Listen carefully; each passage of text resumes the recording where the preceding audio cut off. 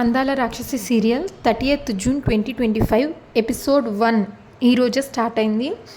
ఏం జరిగిందో చూద్దాం. 1997లో దుర్గా సముద్రం అనే ఊర్లో అప్పుడే కారులో ఒక పెళ్లి దంపతులు దిగుతారు. ఆ పెళ్లి దంపతులతో పాటు పెళ్లి కూతురు వాళ్ళ అమ్మ ఒక బాబుని ఎత్తుకొని దిగుతుంది. ఆ బాబు వాళ్ళ అమ్మ చనిపోవడంతో వాళ్ళ నాన్న రెండో పెళ్లి చేసుకొని ఆ అమ్మాయిని ఇంటికి తీసుకొచ్చాడు. అప్పుడు పక్కింటి వాళ్ళు బట్టలు ఉతుక్కుంటూ చూసి కడుపులో బిడ్డ పుట్టి ఏడాది అయిన తర్వాత ఇప్పుడు తాళి కట్టించుకొని ఇంటికి వచ్చినట్లుంది మహాతల్లి అని మాట్లాడుకుంటుంటే, నువ్వు ఇక్కడికి కొత్తగా వచ్చావు, నీకు వాళ్ళ సంగతి తెలీదు. ఆ బిడ్డ ఆవిడ బిడ్డ కాదు, ఆ పెళ్లి కొడుకు రాజారావు గారి బిడ్డ. బిడ్డను కనేటప్పుడు పురుట్లోనే తన భార్య చనిపోతే ఇప్పుడు రెండో పెళ్లి చేసుకొని వస్తున్నాడు అని చెప్తుంది ఇంకొక ఆవిడ. మరి ఆ వెనకాల ఆవిడెవరు అని అడిగితే పెళ్లి కూతురు దేవకి తల్లి అని చెప్తుంది ఇంకొక ఆవిడ. కొంతమంది ముత్తైదువులు హారతి దిష్టి తిప్పి బొట్టు పెట్టి లోపలికి స్వాగతిస్తారు. అప్పుడు వాళ్ళు కన్న తల్లేమో కానీ పైనకి వెళ్ళిపోయింది, పాపం సవత తల్లి చేతిలో ఆ బిడ్డ భవిష్యత్తు ఏమవుతుందో అని అనుకుంటారు. అప్పుడు ఆ బాబు వాళ్ళ నాన్న పెళ్లి కూతురుతో, దేవకి నిన్ను రెండో పెళ్లి చేసుకుంది నాకు భార్య అవసరమై కాదు, నా బిడ్డకి తల్లి అవసరమై. బంధువులు శ్రేయోభిలాషులు చెప్పిన మాట నాకు సమంజసం అనిపించి ఈ పెళ్లి చేసుకున్నాను. బంధువుల్లో చాలామంది నువ్వు పేదింటి అమ్మాయివని, మా స్థాయికి తగవని అని అన్నారు. కానీ నేను స్థాయి చూడలేదు, నా బిడ్డకి తల్లి స్థానం ఇచ్చే వాళ్ళనే చూశాను. నువ్వైతే నా బిడ్డకి కన్న తల్లి లేదు అన్న ఆలోచన రాకుండా పెంచుతావు అనే నమ్మకంతో నిన్ను చేసుకున్నాను. నా నమ్మకాన్ని కాపాడుతూ కదూ అని వాళ్ళ నాన్న అంటే, అప్పుడు దేవకి ఆ బాబుని తన చేతుల్లోకి తీసుకొని ముద్దు పెట్టి ఇలా అంటుంది, నేను చాలా అదృష్టవంతురాలనండి, అమ్మైతే తప్ప ఆడదాని జీవితానికి పరిపూర్ణత ఉండదు అని అంటారు. నేను నవమాసాలు మోసి కనకుండానే తల్లిని అయ్యే భాగ్యాన్ని కల్పించిన ఈ బిడ్డని నేను కన్న తల్లి కంటే మిన్నగా పెంచుతాను. నాకు ఒక మాట ఇస్తారా అంటే, ఏంటి చెప్పు దేవకి అని అంటాడు. అప్పుడు నా బిడ్డకి నేను కన్న తల్లిలాగానే ఉండాలనుకుంటున్నాను, సవత్ తల్లిలా ఉండాలనుకోవట్లేదు. ఈ బిడ్డకి నేను తిన సవత తల్లిని అని మీరు ఎప్పటికీ చెల్లికూడదు, చెప్పకూడదు అని మీరు నాకు మాట ఇవ్వండి అని అంటుంది. నా బిడ్డకి తన కన్న తల్లి పోతే సవత్ తల్లి పెంపకంలో నేను పెరిగాను అన్న ఆలోచన కూడా నా బిడ్డకి ఎప్పుడు రాకూడదు, అది భరించలేను నేను, ప్లీజ్ మాట ఇవ్వండి అంటే, అప్పుడు వాళ్ళ ఆయన ప్రామిస్ చేసి, నువ్వు తన కన్న తల్లివి కాదు అన్న విషయాన్ని, ఆ నిజాన్ని నేను ఎప్పటికీ మన బిడ్డకి తెలియనివ్వను అని చెప్పి మాటిచ్చి అక్కడి నుంచి వెళ్ళిపోతాడు. తను వెళ్ళిపోగానే దేవకి వాళ్ళమ్మ, ఓసే నీ మతి మండ, నువ్వు నిజంగానే ఈ బిడ్డకి కన్నతల్లివి అవుతావా? అసలు నువ్వు రెండో పెళ్లి వాడిని చేసుకున్నది ఎందుకు? ఈ ఆస్తిపాస్తుల కోసం కాదు అని అడిగితే, అవును అక్షరాల ఆస్తిపాస్తుల కోసమే అని దేవకి అంటే, అప్పుడు వాళ్ళమ్మ, మరేం చేస్తున్నావే నువ్వు, ఆస్తి కొట్టేయాలి అన్న ఆలోచన లేకుండా కనీసం సవత్తల్లిని అని కూడా ఈ బిడ్డకి తెలియకుండా కన్నతల్లిలాగా పెంచుతాను అంటున్నావు అని అంటే, దేవకి బిడ్డని ఎత్తుకొని ఆడిస్తూ ఉంటుంది. అరే ముందు వాడిని ఆడించడం ఆపి నాకు సమాధానం చెప్పు అని అంటుంది వాళ్ళమ్మ. అప్పుడు దేవకి, నేను ఆటాడిస్తున్నది ఈ బిడ్డని కాదమ్మా, నన్ను చేసుకున్న మొగుణ్ణి. నేను ఈ బిడ్డను ఎంతో ప్రేమతో పెంచినా సరే నా భర్తకి నేను సవత్ తల్లిని అన్న అనుమానం ఎక్కడో ఒక చోట ఉంటుంది. సవత తల్లిని నేను ఎలా చూసుకుంటానో అన్న అనుమానం నన్ను ఒక కంట కనిపెట్టేలాగా చేస్తుంది. మనం ఈ ఐశ్వర్యాన్ని అనుభవించాలి అన్నా, లేక ఈ యావదాస్తి రేపు పుట్టబోయే నా బిడ్డలకి చెందాలి అన్నా ఆయన దృష్టి నా మీద ఉండకూడదు. ఆయన నన్ను గుడ్డిగా నమ్మాలి. అలా నమ్మాలి అంటే కొడుకు మీద ఉన్న ప్రేమని అడ్డం పెట్టుకుని నమ్మించాలి. అందుకే సవత్ తల్లిని అన్న నిజం దాచాలని మాట ఇవ్వమన్నాను అని అంటుంది దేవకి. అప్పుడు వాళ్ళమ్మ, అమ్మయ్యా అంతే కదా, నేను ఇంకా ఎంత బెదిరిపోయానో తెలుసా, నువ్వు నీ మొగుడుతో మాట్లాడుతుంటే నిజంగా మంచిదానివైపోయావేమో అని కంగారు పడ్డానే.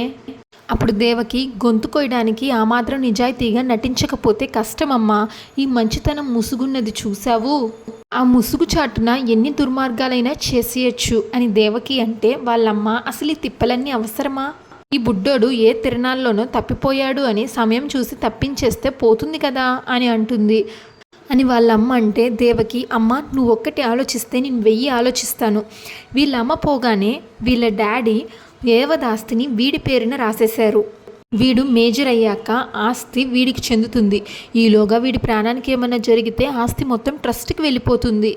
కాబట్టి వీడిని కన్న తల్లిలాగానే కాదు కంటికి రెప్పలాగా కాపాడుకోవాలి అని అంటుంది దేవకి. అవును, ఈ బుడ్డోడి పేరేంటే? వీళ్ళ నాన్న ఏదో చెప్పాడు మర్చిపోయాను అని వాళ్ళమ్మ అడిగితే దేవకి గౌతమ్ నంద అని చెప్తుంది. గౌతమ్ నందానే ఈ కథలో హీరో. ఇంకా వాళ్ళకి ఫస్ట్ నైట్ అది ఏర్పాటు చేస్తారు. అప్పుడు దేవకి లోపలికి వచ్చి, క్షమించండి బాబు నిద్రపుచ్చి రావడానికి లేట్ అయింది. వాడిని ఆడిస్తుంటే వాడు ఎంతసేపు నన్ను చూసి నవ్వుతూ ఆడుకుంటున్నాడు కానీ నిద్రపోవడం లేదు. మా అమ్మకి ఇస్తేనేమో ఏడుస్తున్నాడు, నా దగ్గర అయితే నవ్వుకుంటూ ఆడుకుంటున్నాడు. తీరా నిద్రపోయాక వద్దామంటే వాడు చిన్ని చేతులతో నా చిటికిన వేలిని గట్టిగా పట్టుకున్నాడు. వాడికి మెలకు రాకుండా విడిపించుకొని రావడానికి చాలా తంటాలు పడ్డాను అని చెప్తుంది దేవకి. అప్పుడు వాళ్ళ ఆయన, బాబు నీకు కొద్ది సమయంలో ఇంతలాగా అలవాటు పడ్డాడు అంటే నాకు చాలా ఆనందంగా ఉంది దేవకి అని అంటాడు. వాడి భవిష్యత్తు నీ చేతుల్లో భద్రంగా ఉంటుందన్న నమ్మకం నాకు వచ్చేసింది అని అంటాడు నంద వాళ్ళ డాడీ. అప్పుడు దేవకి, నాకు మాత్రం చిన్నపాటి సంకోచం ఉందండి, ఈ మాట మీతో చెప్పచ్చో లేదో అని. అంటే ఏ విషయమైనా నువ్వు సంకోచం లేకుండా చెప్పచ్చు, చెప్పు దేవకి అంటే మన ఇంట్లో పాత పని మనుషులందరినీ తీసేసి వేరే ఊరు నుంచి కొత్త వాళ్ళని పెట్టుకుందాం అని అంటుంది. ఎందుకు? వాళ్ళు ఎప్పటి నుంచో నమ్మకంగా పనిచేస్తున్నారు అని అంటాడు నంద వాళ్ళ డాడీ. నేను వాళ్ళని పనిలోంచి తీసేయమనడానికి కారణం ఉందండి. వాళ్ళందరికీ నేను నందాకి కన్నతల్లిని కాదు సవత్తల్లిని అని తెలుసు. వాళ్ళు ఎప్పుడోకప్పుడు పొరపాటున నోరు జారి ఏ ఒక్కరైనా చెప్పేస్తే దీనిని తట్టుకోలేనండి. పాపం వాళ్ళని ఉన్నట్లుండి పనిలోంచి తీసేస్తే వాళ్ళు ఇబ్బంది పడతారు. ఒక 2-3 నెలల జీతం ఎక్స్ట్రా ఇచ్చి పంపించండి అని చెప్తుంది దేవకి. అప్పుడు నంద వాళ్ళ డాడీ, నువ్వు ప్రతి క్షణం నందు భవిష్యత్తు గురించి ఆలోచిస్తుంటే ఎంత ఆనందపడుతున్నానో అంతకంటే ఎక్కువ ఆశ్చర్యపోతున్నాను దేవకి. దానికి దేవకి, తల్లి బిడ్డ గురించి ఆలోచిస్తే ఆశ్చర్యపోవాల్సింది ఏముందండి, ప్లీజ్ మన బిడ్డ భవిష్యత్తు కోసం మనం పని వాళ్ళని మాన్పించేద్దామండి అని అంటే, దానికి వాళ్ళ నాన్న, అవసరం లేదు దేవకి, మనం హైదరాబాద్లో కొత్త బిజినెస్ స్టార్ట్ చేయబోతున్నాం. నందుకి ఊహ తెలిసినప్పుడు కదా, ఈ ఊహ తెలిసేలోగా మనం హైదరాబాద్ షిఫ్ట్ అయిపోదాం, సంతోషమేగా అని అంటాడు.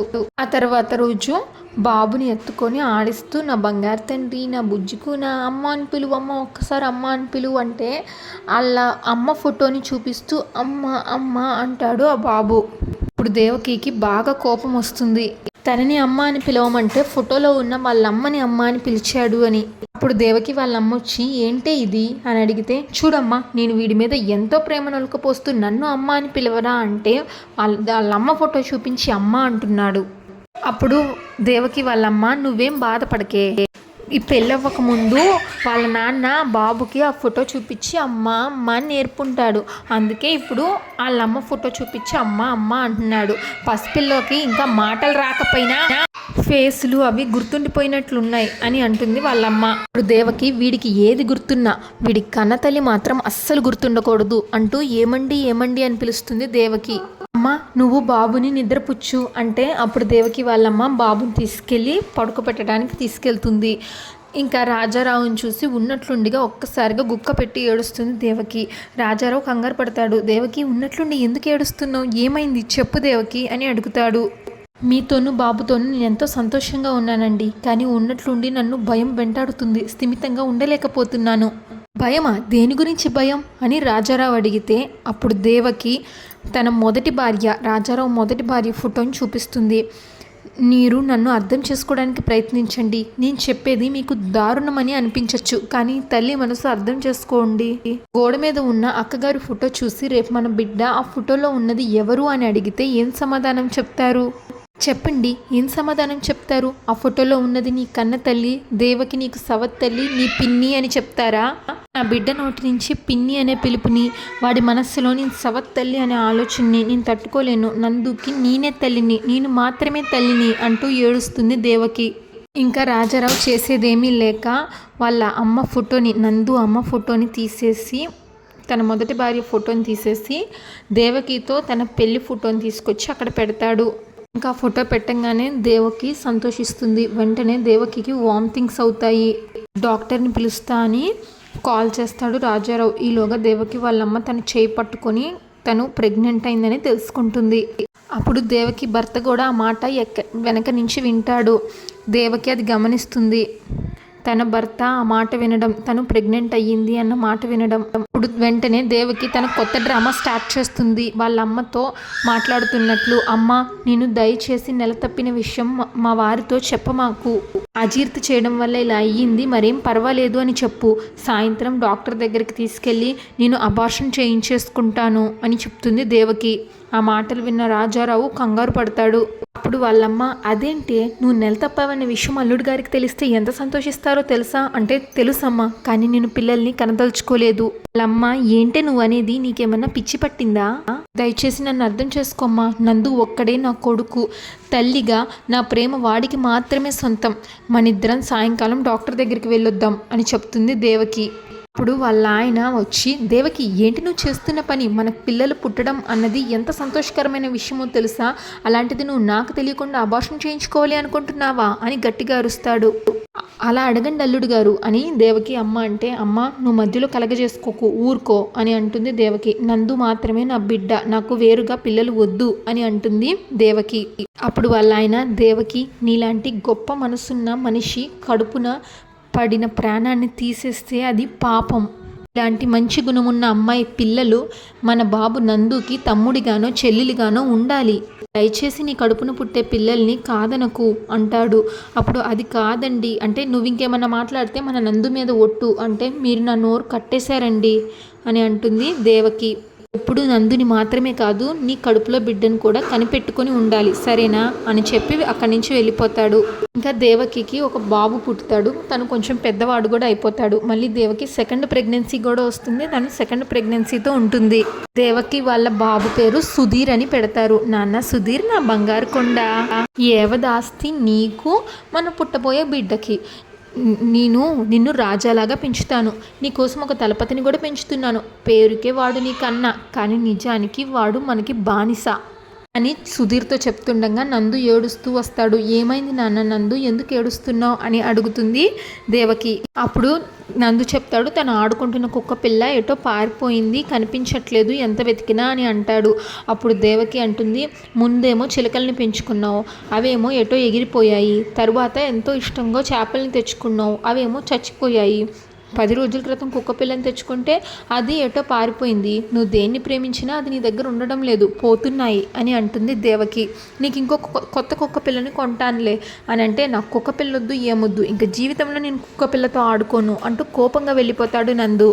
ఇంకా నందు అక్కడి నుంచి వెళ్ళిపోగానే వాళ్ళమ్మ దేవకి వాళ్ళ అమ్మతో ఇలా అంటుంది, చిలకలు ఎగిరిపోవడానికి, చేపలు చచ్చిపోవడానికి, ఇప్పుడు కుక్క పిల్ల పారిపోవడానికి, మూడింటికి నేనే కారణం. చూసావా వాడి బ్రెయిన్ని ఎలా ట్యూన్ చేస్తున్నానో? వాడికి దగ్గరే అన్నీ దూరం అయిపోతాయి అని వాడిని నమ్మేలాగా చేశాను అని అంటుంది దేవకి. ఇది వాడికి బలహీనత అవుతుంది, నాకేమో బలం అవుతుంది అని దేవకి చెప్తుంది. వీడు పెరిగి పెద్దవాడు అయ్యేలోపు నాతో, నా పిల్లలతో తప్ప మిగతా వాటన్నింటితో మెటీరియలిస్టిక్ అయ్యేలాగా చేస్తాను. వాడి జీవితం, వాడి భవిష్యత్తు ఏది కూడా వాడి కోసం కాదు, అంతా నా కోసం, నా బిడ్డల కోసం అని అంటుంది దేవకి వాళ్ళ అమ్మతో. ఇంకా 2025లో వాళ్ళు హైదరాబాద్కి వస్తారు. అందరూ పెరిగి పెద్దవాళ్ళు అయిపోతారు. ఇంకా తొంగి చూస్తారు. దేవకి, సుధీర్, వాళ్ళ డాడీ, రాజారావు వాళ్ళ అత్తయ్య నలుగురు తొంగి చూస్తారు. నందు ఏమో సూట్ వేసుకొని మెట్లు దిగి వస్తాడు.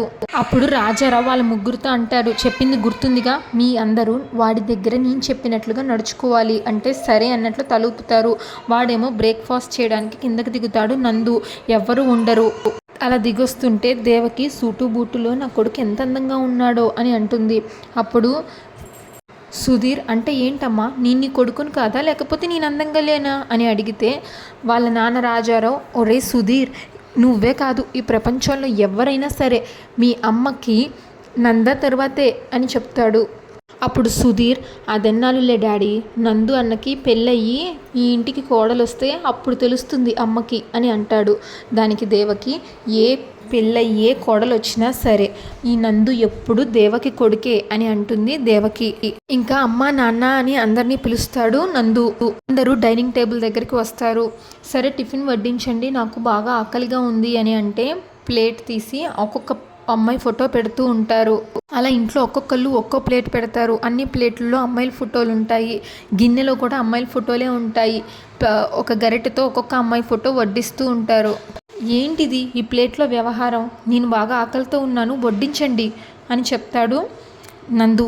ఇంకా అమ్మాయిల ఫోటో పెద్ద కుప్ప తీసుకొచ్చి తన ముందు పెడతారు ఒక్కొక్కటిగా. వాడికి నచ్చింది ఏదో వాడు చూసుకుంటాడు. మొత్తం వడ్డిచ్చేసేయండి అని అంటాడు వాళ్ళ నాన్న. అన్ని ఫోటోలు కుప్పలాగా పరుస్తారు. నందు పొద్దున్నే నాకేంటి టార్చర్ అని గట్టిగా అరుస్తాడు. టార్చర్ ఏముందిరా ఇందులో, నీకు నచ్చిన అమ్మాయి చెప్తే తనకిచ్చి నీకు పెళ్లి చేస్తాం అని అంటారు. నాకు పెళ్ళే వద్దు అని కొన్ని 100 సార్లు చెప్పాను. అప్పుడు రాజారావు, నేను 200 సంబంధాలు తెచ్చాను, ఇంకా తెస్తూనే ఉంటాను అని అంటే, అసలు నాకు పెళ్ళొద్దు అంటే వినరే. రాజారావు వాళ్ళ తమ్ముడితో, ఒరే సుధీరు, అన్నయ్యకి పెళ్ళి అయితే కానీ నీకు పెళ్ళి అవ్వదు, నువ్వు గుర్తుపెట్టుకో అని అంటే అప్పుడు సుధీర్, అగ్రజ, అన్నయ్యకి పెళ్ళి అయితే కానీ నాకు పెళ్లి చేసేటట్టు లేరు, నన్ను జీవితాంతం సోలోగానే ఉంచేసేటట్టున్నారు, నువ్వు పెళ్లి చేసుకోపోతే ప్లీజ్ అన్నయ్య ఒకరిని సెలెక్ట్ చేసుకో అని అంటాడు సుధీర్ నందుతో. అప్పుడు రాజారావు, దేవకి, నీ కొడుకు నీ మాట తప్పకుండా వింటాడు అని ఎప్పుడు మురిసిపోతూ ఉంటావుక, ఏది మరి అని అంటే, అప్పుడు దేవకి వస్తుంది నందు దగ్గరికి. అన్న ప్లీజ్ నాన్న పెళ్ళికి ఒప్పుకోనన్న అని దేవకి అంటే, అమ్మతోనే కాదు ఆ దేవుడితో చెప్పించినా సరే నేను ఎప్పటికీ పెళ్లి చేసుకోను అంటూ ఫాస్ట్గా అక్కడి నుంచి వెళ్ళిపోతాడు కారులో నందు. ఇప్పుడు రాజారావు, వెళ్ళరా వెళ్ళు, నువ్వు మమ్మల్ని ఆడిస్తున్నావు, నిన్న ఆడించే పిల్ల ఎక్కడో ఉండే ఉంటుంది, ఆ పిల్ల చేతిలో నుంచి మాత్రం నువ్వు తప్పించుకోలేవు అని అంటాడు రాజారావు. ఇంకో పక్క హీరోయిన్ ఇంట్రడక్షన్ అనమాట. వాళ్ళ ఇంట్లో వాళ్ళు హీరోయిన్ని ఇలా అంటూ ఉంటారు, అబ్బబ్బా ఏం పిల్లరా బాబు, దీని మెడలో ఎవరు 3 ముళ్ళు వేస్తారో కానీ వాడు దీనికి మొగుడవుడు, ఇదే వాడికి మొగుడవుతుంది అని అంటూ ఉంటారు. అప్పుడు తను సాంగ్స్ పెట్టుకొని బెడ్షీట్లో నుంచి డ్యాన్స్ వేస్తూ నిద్రలెగుస్తుంది. అంతటితో ఎపిసోడ్ పూర్తయిపోతుంది. నెక్స్ట్ ఎపిసోడ్ ప్రోమోలో హీరోయిన్ వాళ్ళ అమ్మ వాళ్ళతో ఇలా అంటుంది, నేనెందుకు చేస్తానే ఈ ఇంట్లో పనులన్నీ, వచ్చి ఆ గొట్టంగాడే అన్ని పనులు చేసుకుంటాడు, అయినా మీ అందరితో టార్చర్ అయిపోయింది, త్వరగా నాకు పెళ్లి చేసి పంపించేయండి. మరో పక్కన నందు కింద పియ్యే ఇలా అంటాడు, అసలు మీరు పెళ్ళెందుకు వద్దు అంటున్నారు సార్, ఏదైనా ప్రాబ్లం ఉంటే నాకు చెప్పండి, మంచి డాక్టర్కి చూపిస్తాను అని అంటాడు. నందు తన పియ్యని చెప్పుతో కొడతా అని అంటాడు. మరో పక్కన నందు వాళ్ళ డాడీ రాజారావు అదేదో ఫంక్షన్ పార్టీకి వెళ్తాడు నైట్ టైం. ఆ పార్టీలో రాజారావు ఒకతని చొక్కాని పట్టుకొని, ఒరేయ్ కళ్ళు నెత్తికెక్కయా అని అడుగుతాడు. అందాల రాక్షసి సీరియల్ రెగ్యులర్ ఎపిసోడ్ కోసం మా ఛానల్ సబ్స్క్రైబ్ చేసుకోండి. ఈ ఎపిసోడ్ పైన మీ అభిప్రాయం తప్పకుండా కామెంట్ చేయండి. Thanks for watching.